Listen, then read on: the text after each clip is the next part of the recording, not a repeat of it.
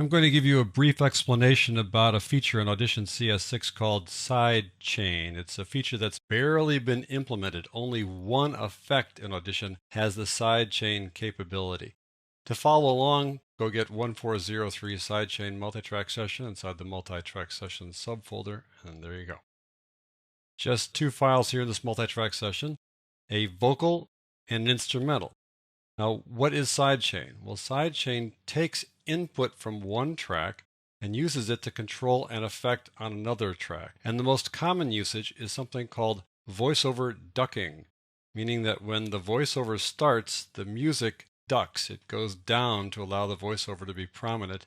And when the voiceover stops, the music climbs back up again. The volume drops, the volume goes back up, thus voiceover ducking.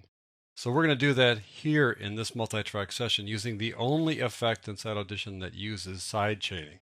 The goal when they created the sidechaining feature in CS6 was to find VST plugins from third parties that had sidechaining built into them to control things. But this is the only effect here inside Audition that does that.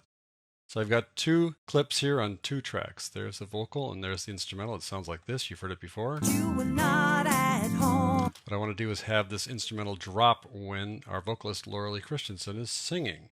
So to do that, I need to do two things. I need to apply an effect here on this track that will allow the music to drop. I'm going to apply the dynamics processor, the one effect that has the sidechaining capability.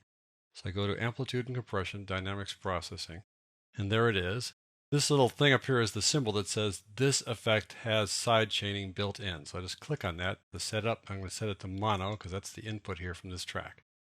And now I need to say, what should you do when you get an input, an audio input from here? What's your response going to be? And your response should be to get quieter. So I'm going to bring things down here a bit, bring down this so that we can have this drop in volume with this dynamics processor. So we'll bring the volume down like that.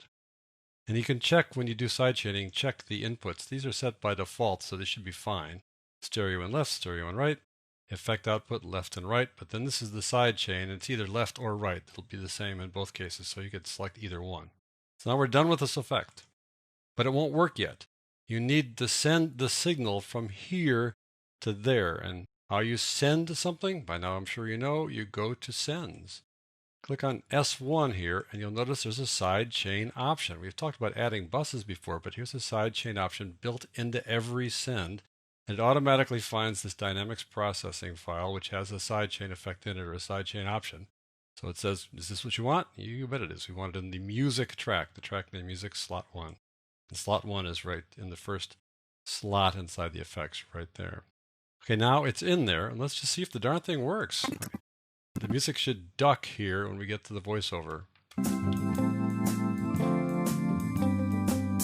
I called you up, but you were not at home. Pretty dramatic ducking. The only little drawback is that as the voiceover kind of just takes little pauses, you hear the music bounce back up again. Please leave a message when you hear the tone. So part of this process is to find effects that have timing built in, that have a little bit of an anticipation when something's coming up, or can respond more slowly or more quickly, however you want them to respond. But this is the basic process, though, for setting up sidechaining.